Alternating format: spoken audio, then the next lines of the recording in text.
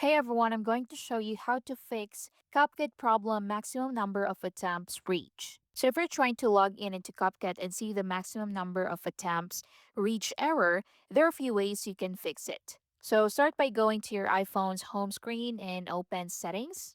Then tap on Wi-Fi. If you're currently connected, turn it off and switch to mobile data.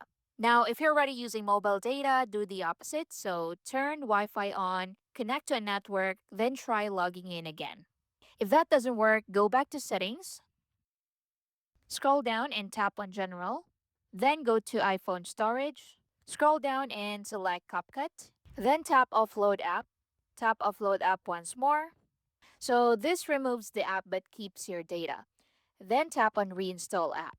So once this done, go back to CapCut and see if that works. Next, open App Store and search for a VPN. So look for a VPN in here and just download it.